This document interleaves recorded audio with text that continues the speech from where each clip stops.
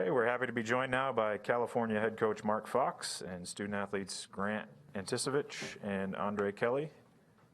We'll open it up for questions. Insider.com.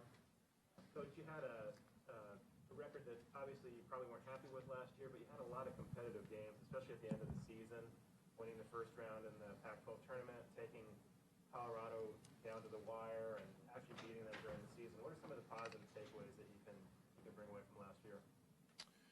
Well, I would say that if you really knew what these young people had to endure last year, I was pretty proud of the fact that they kept, improving and as you mentioned, stayed competitive and scratched out a few wins. It was a challenging set of circumstances, and I think what it's allowed us to do is to enter this year not with our eyes on last year. That's why the rearview mirror is smaller than the windshield, right? These guys have a grateful approach to what they're allowed to do every day, because last year a lot of it was taken away. I mean, over the years, kids would complain about lifting weights or extra workouts, and when those things are taken away from you, you miss them, and you realize they maybe weren't things you should complain about. So I think that the response I've gotten from this year's team, the guys that returned from a year ago, has just been that they're grateful, and they've really continued to battle forward, and that's created an environment within our team that I think will allow us to improve. Okay, we've got mics to pass around. So Jeff Ferrato. Yeah, Jeff Ferrato with Cal Sports Report. For Mark, can you talk about how you went about constructing your non-conference schedule? You got a couple of real tough games when you go to Florida, and then you got some other games that look like maybe it'll help you develop some confidence and momentum. Can you talk about how you went about setting up your schedule this year? Well, I would like to say that I had a lot of input in our schedule. The Florida tournament was set up before I was hired at Cal. We had a couple games that were moved forward from a year ago because of COVID delays. I think UNLV and another one that we just moved the games forward.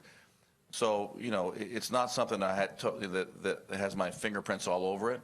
But at the end of the day, I think we have a non-conference schedule that's going to prepare us for play in the best league in America. And so that's what you want. I mean, you don't sharpen your teeth, on cupcakes, right? And so we're going to play some good people, and we're going to have opportunities to see where we're at and to hopefully develop and keep growing throughout the season.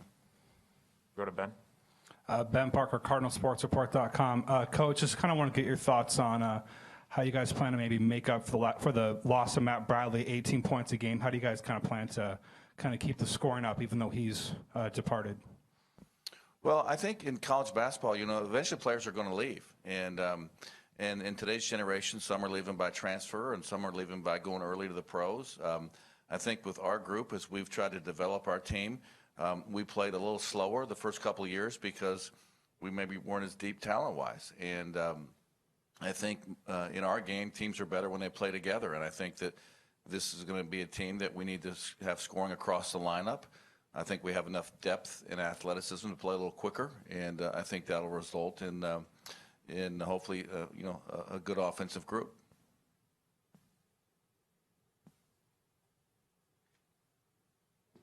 You got Jim McGill up front. Nope, very front.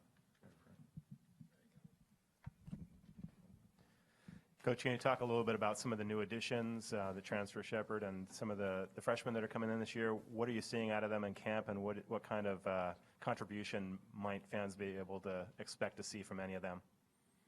Well, let me start with Jordan Shepherd, who's a graduate transfer. Andre's probably smiling because he's really a very instinctive player. He has the ability to score the ball, but he makes everybody around him better, and he's mature.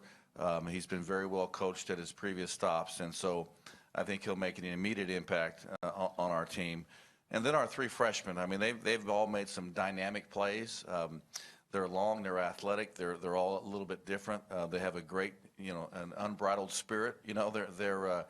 There's times they're as wild as Friday night, at least maybe PJ's Friday nights from a few years ago. But there's also times when you can really see the quality of player that they're going to be. I'm excited about all 3 of the freshmen. I think they have very bright futures. They obviously 7 practices in, have no idea what they're doing yet, but I think they're going to be really, really impactful players for us. And then you've mixed in Jordan's experience, and certainly they've improved our team. Got a question from Rocco on the right. Yeah, question for Grant and Andre. Rocco Miller here from Brackets.org. In the last decade or so, I think we've all learned covering the sport that old wins in college basketball throughout these one-and-done rosters, a lot of them have fallen short of the tournament. Sometimes those kids don't even get through the season. And now you look at this Cal rotation, at least forecast rotation, maybe you can tell me more later. But it looks like one of the older rotations here in the league. How is that going to benefit you a lot this year after all the wars and lessons that you've both been through? Yeah, I think definitely having the experience that we have on this team is a huge benefit to us.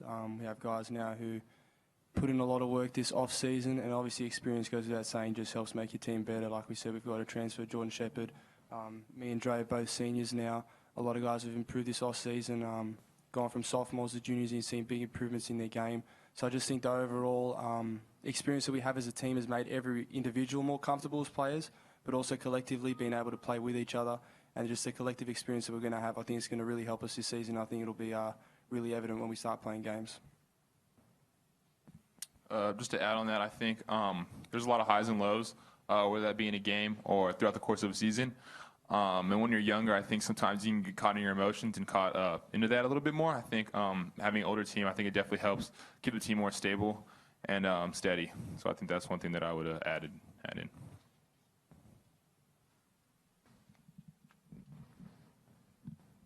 Hey, this is Morris Phillips from SportsRadioService.com. Grant, what went into your decision to come back to school this year? I actually met your parents at the Chase Center, and they put that embarrassing picture up from your childhood up. And I'm just wondering, are you missing your family? And just kind of give us a sense of what went into your decision to come back this year. Yeah, I mean, at the start of the season when I heard about the extra year from COVID, it was definitely something I was considering heavily. And then when I had to get my appendix removed in mid-season, it's basically a decision I made right away. And given the situation, I wanted to spend another year at Cal playing for coach and just have a good final year, given the disruptions that we had last year personally and as a team, just generally because of the season we had from COVID. It was pretty tough, so it was kind of just a decision. It was a pretty easy decision for me to make to stay one more year.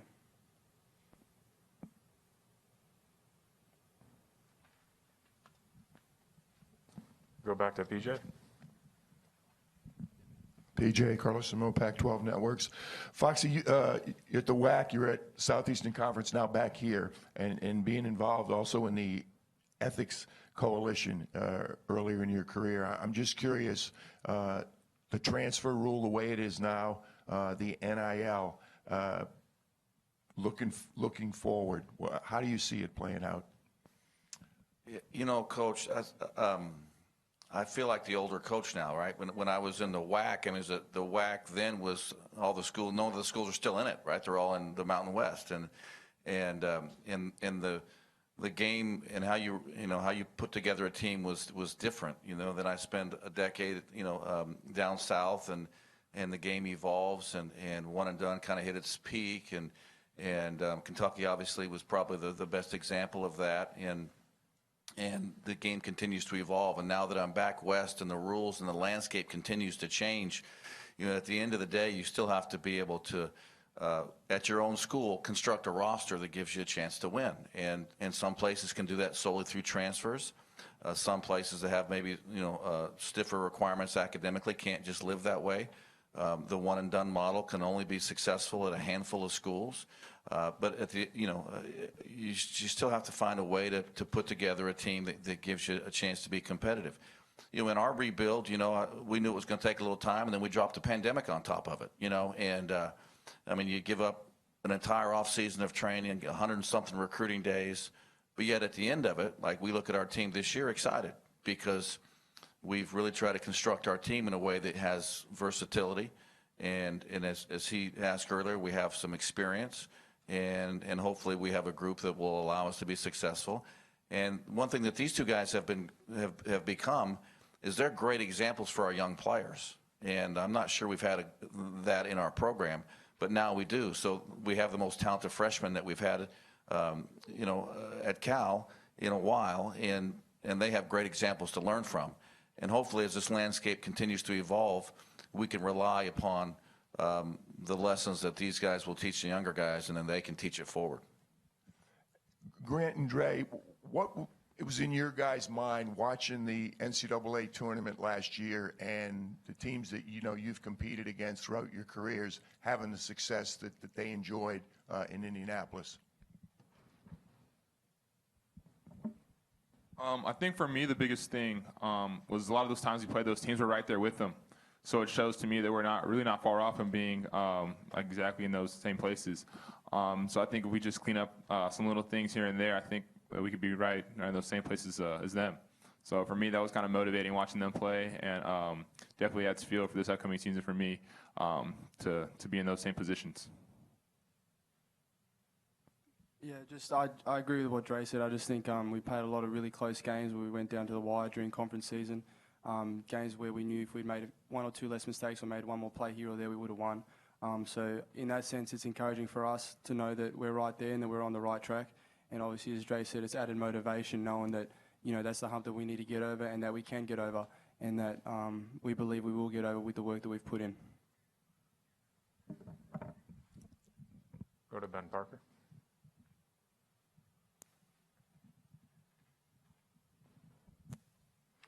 Yeah, Cal's been a team that over the years has really benefited from a great home crowd. A few years ago, 18-0 at home, so done really well at home. Just how excited are you guys to have fans back at Haas, and how much of a boost do you guys expect that to give you this year?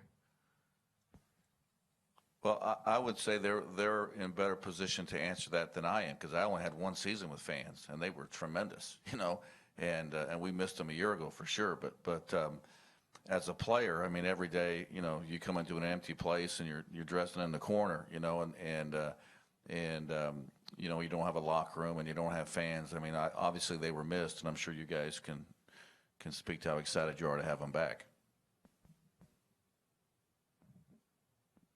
For me personally, it just makes me more grateful and really appreciative of the opportunity of having fans and people in the crowd, because I never once in my life I ever played a basketball, no one in an empty gym or really no one in the stands.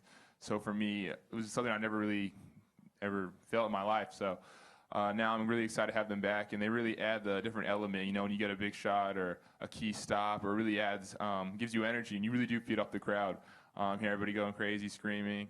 Whether that be home or away, when you're playing away, it's fun to, silence the crowd, hitting a big shot late in the game, or get a big defensive stop, and definitely fuels you as well when you have hundreds of people, thousands of people screaming, cheering against you. So it works both ways. I'm very excited to have fans back in the stands this upcoming season.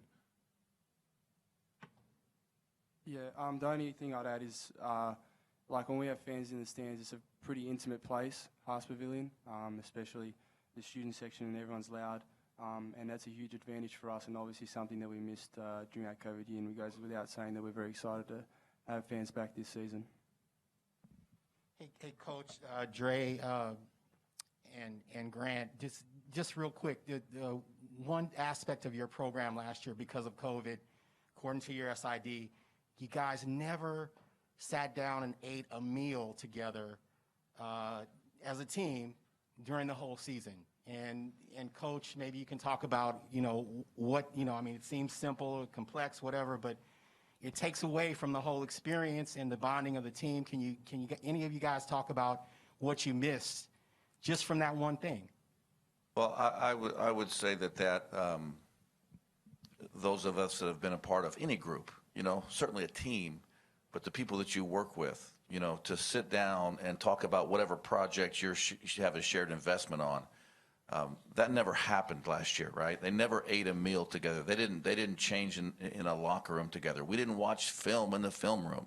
We didn't sit next to each other on the bus. We didn't have hotel rooms that we shared, and so the isolation of all those things, and then to have to compete at the highest level with no fans. I mean, it was a challenging year for many ways, and I think that as the coach, my number one focus was, okay, I have a responsibility to keep these young men mentally healthy and on track academically first and foremost, because we can't let COVID disrupt their lives, even though it's going to disrupt our season. And so I tried to be very mindful of those things. We had some significant mental health challenges last year. But as to Andre's point earlier, we have a bunch of grateful young men right now for what we do have. And that's one of the benefits of not having all those things last year, but certainly not being able to bond impacted our team to a significant degree. Any other questions? Okay. Thanks for your time. Appreciate you being here. Best of luck this season. Thank you, guys. Everybody stay safe.